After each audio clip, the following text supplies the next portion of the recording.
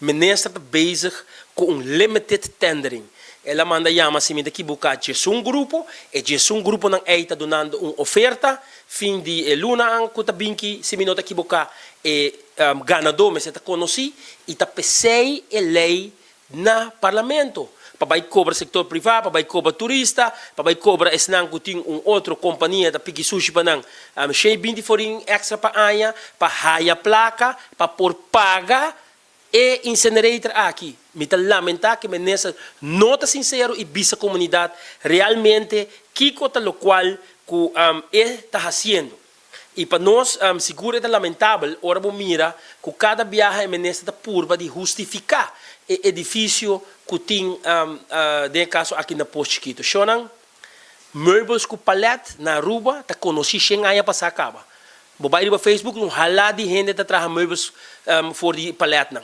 E awe, de repente, mestre bem um lugar na Posto Chiquito, que tá custa pueblo aqui. É parte de Selimar só, sim para o que me paga o de sete inspector, é parte de Selimar só tá custa 50 mil florim para luna, para um sponsor de ministro. Caminho da Selimar nunca tá o mestre paga o porque está dentro do mesmo edifício.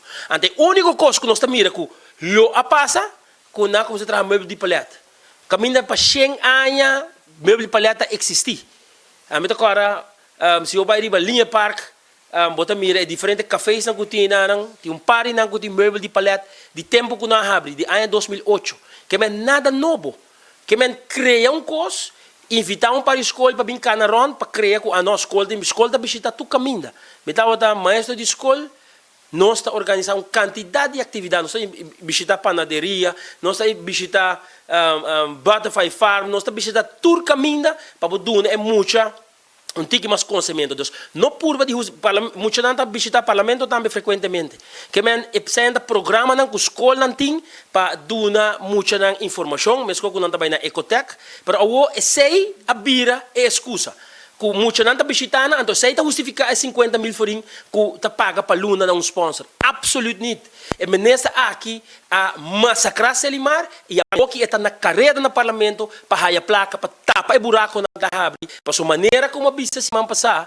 Se nós mira o quartal reportagem de 2018 em comparação com 2019, o segundo quartal reportagem, na 2018 Selimar su gasto não estava 7,3 milhões e agora que na 2019, Selimar su gasto não está 19 pico milhões. 12 milhões mais que o ano passado. E se nós coi, que falta 6 lunas mais, saliendo fora de quarta reportagem aí, que me conta que o Selimar aqui está gastando 24 milhões de florins mais que o ano passado.